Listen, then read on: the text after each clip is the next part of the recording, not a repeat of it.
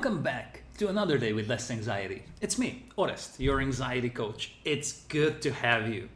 Now, today, again, I've got a really good question from one of our listeners, and I love it so much that even though this goes a little bit more philosophical in nature, I do want to explore this because, first of all, I really appreciate when you actually reach out and talk to me so I get to know what you're interested in, how I can help your thought process, your projects, and you to move forward. And the other part is, it's just fascinating. So, we have been looking at how the idea of understanding mental processes actually helps you achieve what is going to move you forward. Then I talked about, for a moment, how sometimes understanding the processes takes away the mystique of some of the things, which allows you to take action that is actually going to be appropriate, things that will actually move you forward. The bit that caused the question that I received was when I talked about how understanding what maybe a thunderstorm is actually lets you take assertive action that will keep you safe, yet will allow you to progress and move forward. Now, the question that I got that is a little bit more philosophical in nature says that if we understand everything, it kind of takes away from our ability to just look up at the stars and really take in everything that is beautiful out there and be able to wonder and be able to be amazed. A little bit the joke from The Lion King comes to mind when Pumbaa and Timon are just looking out up at the sky, and Pumbaa says, "Well, I thought that these were just glowing gas giants burning millions of light years away." And yes, on the one hand, certainty, when you are certain about something, it can take away from the ability to allow your mind to continue to be amazed, to continue to explore. Now, I fully understand the comment. The comment was, I really appreciate that. I kind of feel like I'm missing out now that I feel like I understand everything. Now, there is one thing that is extremely important to understand here, because the comment here is very important. What our listener was alluding to is that it feels good to not be stuck in certainty. Our school systems, most of the time, are very high on demanding certainty, on picking the right answer, on knowing what the right response is to a question. But having your fantasy be able to engage, searching for answers, thinking about possibilities, it can be, first of all, very satisfying. It feels good. Plus, that is one of the ways in which science actually advances. When you do not believe that there is only one answer or there is only one single interpretation that exists about something in the world. So, how to solve this? How can you actually make the best of both worlds, where you appreciate the certainty that allows you to take action, and at the same time you engage with the curious mind, with the mind that lets uncertainty also appear.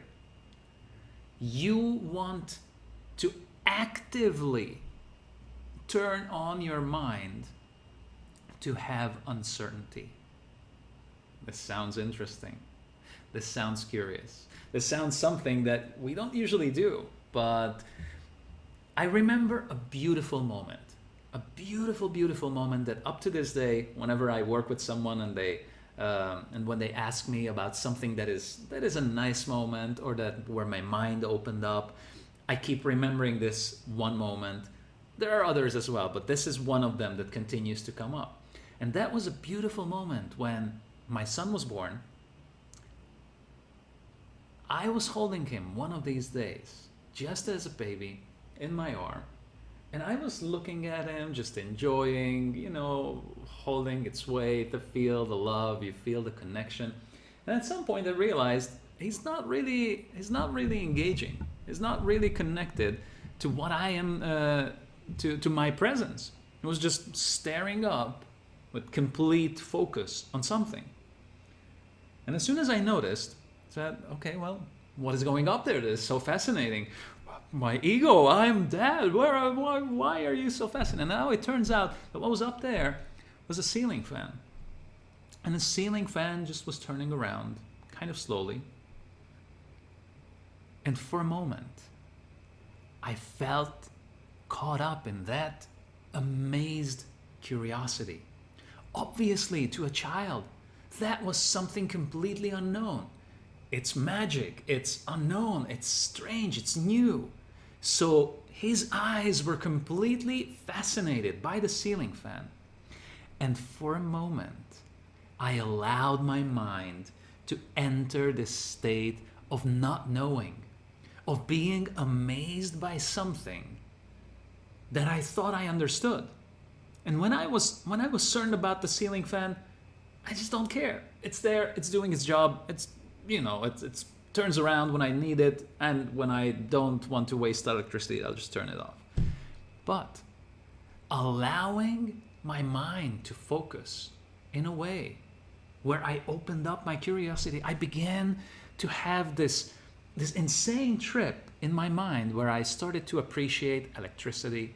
I started to appreciate people that were fabricating ceiling fans, somebody that figured out a way and how that is going to cause the chemical reaction of moving the air, which will cool me down when it's a little bit hot in the space where I am. And I began to appreciate so many things. And for a moment, I gained the eyes of a child filled with wonder, looking at a ceiling fan that previously I felt so certain about. So one of the best ways to open your mind, to allow this kind of uncertainty to come back in a satisfying and positive way, look at the thing, just one thing. Do not do the full list of, oh, I'm so happy that I have this in my house and I have a roof and I have internet and I have people that love. No, think about one thing. One thing. I could, if I wanted to send my mind spinning, just be amazed of the camera that I'm looking into, the computer that is having this weird communication with it, that is the accumulation of so many amazing minds coming together. The ability for me to reach other people by this message, even the neurons that are working in my head, and I'm just focusing on one thing, the camera right in front of me. That I could open my mind, but I do not want you to see me just zone out and have this blissful moment of curiosity. But I do want to invite you to think, just pick up something, one thing. And to my lovely listener who sent in the comment, look up at the stars and wonder about all of the ways in which you have the certainty you think you have. All of the other possibilities that are out there.